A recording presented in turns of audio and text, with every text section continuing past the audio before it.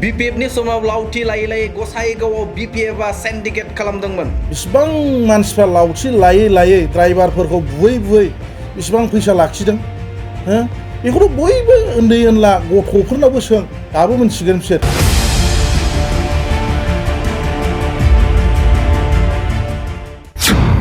BPF सरकारनि समाव सोलिनाय गासैबो सिन्डिकेटखौ बुफ्रुनानै होजोबगोन। ओमफ्राय जुदि नेक्स्ट टाइमाव जुदि बिदि बुंबाय थायोबा आं बै 95%खौ श्रीरामपुराव सोर सोर खाङामोन आं बुंजोबगोन। बे खांग्रा मानसिफ्रा आंखौ सिनायजोबखायो।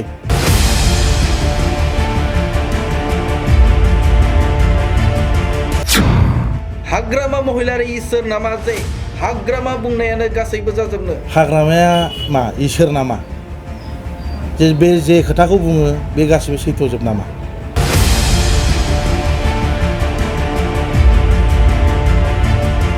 नंगौ बेफोर गोख्रों अजदखौ जों बुंनाय नङा। बे अजदखौ होदों BPFनिफ्राय बारग'नाय डेड'आ। खौरांगिरिनि मेलाव बिथां डेड'आ रोखा खालामदों हाग्रामा महिलारिया बुंनाय হ'ব পাৰে। आन्दाजत মই কৈছোঁ মানুহবিলাক কোৱা মতে 30 পৰা 40 লাখ ডেইলি কালেকশ্যন হয় আৰু কালেক্টৰৰ নামটো মই যোৱাকালি কৈছোঁ। এই যে গলদং বুলি একজন আছে বোলে আৰু डेड' प्रमद बर'नो 30-40 लाख रांखौ खांनानै होयो होननाय बाथ्राया नंखाय। हाग्रामाया थांनाय BTC बिसायख'थियाव कुसुगाव बियाबनिफ्राय जेननांनानै डेड'खौ टार्गेट खालामना गोदाव सोराव बाथ्रा बुंगासिनो। बिथाङा गोख्रों बाथ्राखौ बुंबावदों थांनाय BPF सरकारनि समाव गसाइगाव दादागिरि मुंनि हटेलाव गोबां सिन्डिकेटनि कालेक्शन खालामोमोन। बेबादिनो बिथां डेड'आ हाग्रामा महिलारिनि हेंथायै खौरांगिरिनि मेलाव मा बाथ्रा बुंदों फै आबुं बाथ्राखौ मिथिना लानि। आरो नोंथांनि सासे लोगोआ 30निफ्राय 40 लाखसिम रां नोंथांमोना खांनानै इउपिपिएलआवहाय हरो। बेनि सायाव नोंथाङा मा बुंगोन? खोनासं हाग्रामाया मा इसोर नामा जे बे जे खोथाखौ बुङो बे गासिबो सैथोजोब नामा? बिदि नङा हो खोथाया ओरैबादि आरोखि बे मोननै इलेक्सन दारायदोंमोन मोनसेया देबोरगाव आरो मोनसेया कुसुगाव। जिहेतु आं कुसुगाव समस्तिनि आरो बियो कुसुगावहाय बियो 507टा भटआव जेनदों। दा बे जेननायखौनो बियो आंनि थाखाय जेनदों नैबेबादि सानबाय थायो आरोखि। थारमाने कुसुगावनि गसाइगावनि गावनि बे BPFनि मानसिफ्रा बुङो नालाय डेड'नि थाखायनो जेनदों होननानै। दा थिग बेखौनो बियो रागा जोंखांबाय थायो आरोखि जे बेनि थाखायनो आं जेनमारदों नामा होननानै। ओमफ्राय दादागिरिनि कालेक्शननि खोथाया ओरैबादि आरोखि जे BPFआ बै टाइमाव मोनसे जायगाखौ दादागिरि हटेल होननानै नाम दोनलायजादों गसाइगावआवहाय हो बावहाय बिसिबां मानसिफ्रा लावथि लायै लायै ड्राइभारफोरखौ बुयै बुयै बिसिबां फैसा लाखिदों हो बेखौथ' बयबो उन्दै उनला गथ'फोरनावबो सों दाबो मोनथिगोन बिसोर हो दाबो बयबो बुंजोबनो रोंगोन। दाबो उन्दै उन्दैफोरनावनो सों दाबो बयबो बुंजोबनो रोंगोन। आरो मोनसे खोथाया ओरैबादि प्रमद बर'आ आंखौ बे सारा दिनैसिमबो सिनाया नामबो मोनथिया आंनाव फन नाम्बारबो गैया आं दिनैसिमबो लोगोबो हमफेराखै हो आंखौ नंगौ आङो मानोना 15 बोसोर आं BPFआव थानायखाय हो इउपिपिएलनि मानसिफ्रा आंखौ जइन जाब्लाबो आंखौ बिसाससो खालामबावामोन हो बिसाससो खालामबावामोन जे दाबो BPFजोंनो लिंलां दं नामा नैबेबादि सानोमोन।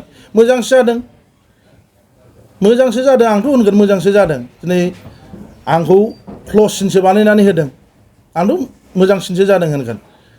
आरो जुदि खिन्थु आं मोनसे खोथाखौ बुंखायो आं 15 बोसोराव आं क्लास 9निफ्रायनो आङो BPFआव आङो थादों। आं जेब्ला स्कुल स्टुडेन्टमोन सासे लिडारजों कुसुगाव बयबो मिथियो बे लिडारखौ आं बे लिडारजों आं थादों। ओमफ्राय आङो 15 बोसोर थादों। बे 15 बोसोराव आं मेला सिन्डिकेट बिसोर सालायनाय नुदों। आंनि बे दिनैनि बुंनाया बे 5%ल'।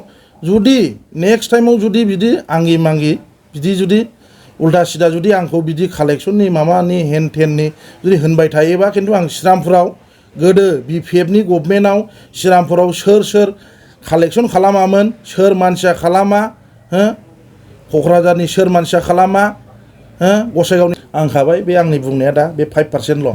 95%खौ आं बुङाखै आरो आं बुङा आं सुखुवा आरोखि आं मोजां मोना।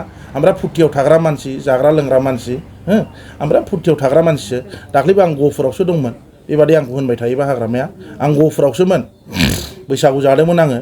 आं बेबादिखौ नुनानै माने दुखु मोननानै बा रागा जोंनानै आं फैदों आरोखि ओमफ्राय जुदि नेक्स्ट टाइमाव जुदि बिदि बुंबाय थायोबा आं बै 95%खौ श्रीरामपुराव सोर सोर खाङामोन आं बुंजोबगोन आरो बे खांग्रा मानसिफ्रा आंखौ सिनायजोबखायो खस्थ' बुंना होगोन आङो थखन मा जायो जाथों आंबो मानिया मानोना नै आंहाबो गावखौ खुद स्टेन्ड होनांगौ उफाय गैया नैबे आरोखि खोथाया आंना नङाबाथ' आंखौ नै नोंमारगौ होननानै सानगोन ना पाब्लिकआ बे आरोखि लागोन सियर आं आयेननि राहा लागोन बेनो आरोखि बेखौबो सेस साफा खिथाजोबगोन आंखौ जुदि एबार नेक्स्ट टाइम बुङोबा खिन्थु हमथानो हानाय नङा नोंथाङा हाग्रामा महिलारि बिथांनि बुंनायखौ गासिखौबो मा होनो ओंथि गैयै होनना बुंगोन नामा? ओंथि गैयैथ' ओंथि गैयै बेना मा बेनो आं इउपिपिएलआव फैनायखाय दिनै आंखौ राजनितिक भाबै बा सोरनो ब्लेम खालामनानै पाब्लिकफोरनि सायाव जेनेबा फल्स मोनसे खोथा बुंनानै माने माबा खालामनो नागिरदों आरोखि आंनि नाम थाम बदनाम खालामनो नागिरदों जे बिदि बिदिसो होननानै आरो आं मोनसे खोथा खोनासं आं बिजनेसमेन बे साननो नाङा जे बेयो नै बेबायदि कालेक्सन खालामनानै गानो जोमो गारि मटर सालायो बिदि साननो नाङा आं जिनेन कम्पानिनि साब भेन्डर आं मोनथाम डिस्ट्रिक्टआव एयारटेल टावाराव आं डिजेल होग्रा मानसिसो तदन्त खालाम स्पस्ट तदन्त खालाम बिदि बुंनो नाङा आरोखि जानला मोनला बिदि सानलाबायनानै गोसोआव साननानै सोरनिबा खोथा लानानै बिदि बुंनो नाङा आरोखि जुदि आरो नेक्स्ट टाइमाव बुङोबा खिन्थु आंथ' मोनथिजोबखागौ 15 बोसोर थादों आं क्लास 9निफ्राय थादों बिपिएफआव आं जेब्ला स्कुल स्टुडेन्टमोन उन्दैनिफ्रायनो थादों आङो बिपिएफआव दा नोंथाङा बारग' बिपिएफनि सासे गोख्रों मावथि हान्जामोन एबा औ नंगौमोन बेबायदि हिसाबै हाग्रामा महिलारिया नोंथांनि सोमोन्दै खोन्थाबाय औ बेनो सैथोआथ' बेनो दा बेबायदि बानजाबाय थानाय बाथ्राखौ गले गले बुंबाय थानायनि सायाव नोंथाङा मा बुंदों? आं बेखौनो बुंबाय जे हाग्रामाया खुनु इसोर नङा बे बुंनायानो गासिबो सैथोजोब बे नङा आं होनखाबायना गसाइगावआव बे हाब्रुबिल खाथियावहाय दादागिरि हटेल होननानै नाम दोनजालायदों दादागिरि हटेल होननानै नाम दोनजालाय लावथि लायै लायै फैसा खाङोमोनब्रा मोनसे टाइमाव लावथि लायै लायै फैसा खाङोमोन बुयै ड्राइभारफोरखौ मेलाखौ बुदों जोंबो ओंखाम जाफैयोमोन एखमबा बे लिडारजों आं फैफायोमोन जे लिडारजों आं थायो बे लिडारजों आं फैफानानै आं बाव ओंखाम जाफैनायाव आं मेला नुदों मेला ड्राइभारफोरखौ फैयै फैसा लानाय दा नोंथांजों लोगोसे माखासे मानसिफोरखौबो बिथाङा एलिगेसन होदों मा बुंदों नोंथाङा? आंथ' बिसोरखौ मिथिया नोंथांजों लोब्बा गैया आंजों लोब्बा गैया गय गायग्रा आबादारिफोरनि थाखाय मोनसे मोजां खौरां थापा नार्सारियाव मोननो हागोन जाखांफु लाइमोनफोरजों बानायजानाय हाजो आरो हायेनावबो गायजानाय अर्गेनिक गय फुलि थापा नार्सारियाव अर्गेनिक आदबजों बानायजानाय मोजाङैनो खिलिखांनाय गासै 20,000सो गेरेमसा गय फुलिफोर दं बारा नङा फांसेयाव 60 रां होनानैनो नोंथांमोना गय फुलिखौ बायना लांनो हागोन बुरजा लाङोब्ला खमायनायनि सुबिदाबो मोननो हागोन थापा नार्सारिनि गुबै थङा क'क्राझार सहरनि सानजा फारसे थानाय बावखुंग्रि हाजोजों नांजाबनाय हरिनागुरि गामि हाथाइनि साखाथियाव